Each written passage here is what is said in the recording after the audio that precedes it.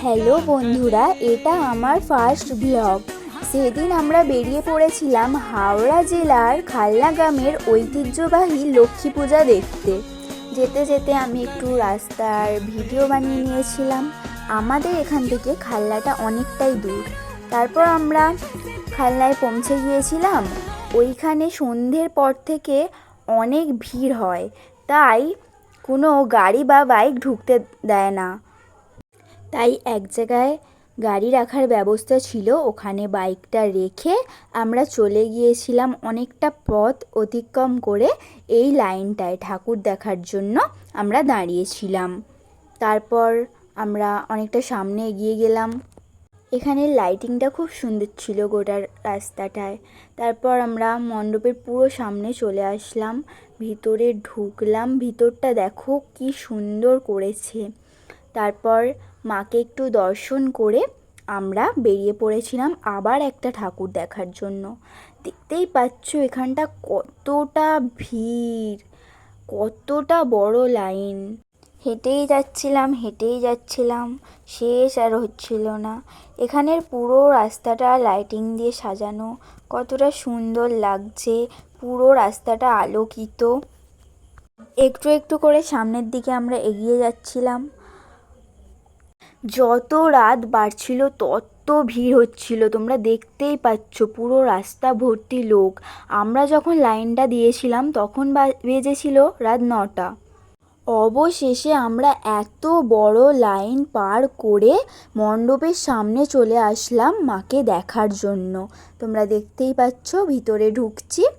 এখানের থিমটা ছিল পাকিস্তানের যে ঘটনাটি ঘটেছিল সেই থিম, অপারেশন সিন্দুর। তারপর ভিতরটা একটু ভিডিও করে নিয়েছিলাম।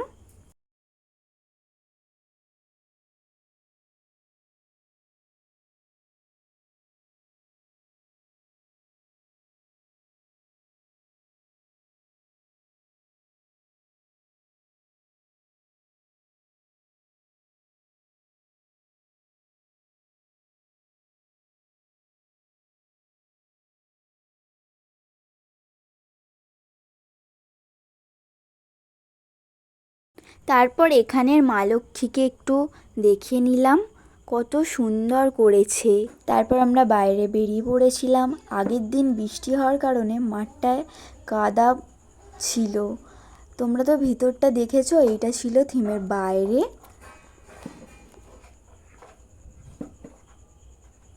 তারপর চলে গিয়েছিলাম আরও একটা ঠাকুর দেখার জন্য। তারপর চলে আসলাম, এখানে পুরোটা আর দেখাতে পারিনি। এখানটা একদম বেশি ভিড় ছিল না, তাই তাড়াতাড়ি চলে এসেছিলাম এইখানে। তো এই ঠাকুরটা দেখার পর আমরা চলে গিয়েছিলাম আর একটা রাস্তায়। এখানের থিমটা ছিল নারীদের সম্মানের জন্য। এই থিমটা আমার খুবই ভালো লেগেছিল। তো আমরা সামনের দিকে এগিয়ে গেলাম ঠাকুরটা দেখার জন্য। এখানের ঠাকুরটাও খুব সুন্দর ছিল, ঠাকুরের মুখটা খুব সুন্দর লেগেছে। তারপর আরও একটা ঠাকুর দেখার জন্য চলে গেলাম।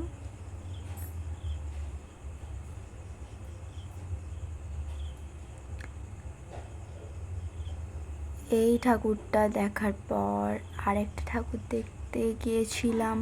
এখানে অনেক অনেক ঠাকুর, ঘুরে শেষ করা যাবে না। তারপর এখানে আমার হাতে লাগছিল বলে আমার জিজু আমার থেকে ফোনটা নিয়েছিল, নিয়ে একটু ভিডিও বানিয়ে দিচ্ছিল। দেখো কেমন ক্যামেরাটা ঘুরিয়ে দিয়েছে।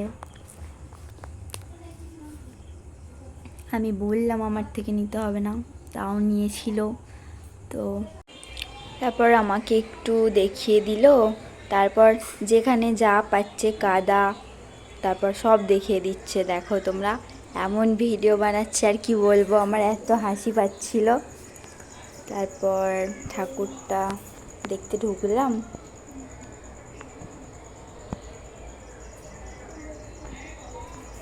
চলে গিয়েছিলাম আর একটা রাস্তা। এখানে কত ভিড়, আবার আমাদেরকে লাইন দিতে হয়েছিল ঠাকুর দেখার জন্য। কতটা বড় লাইন, যাচ্ছেই না। আস্তে আস্তে তারপর আমরা চলে গিয়েছিলাম।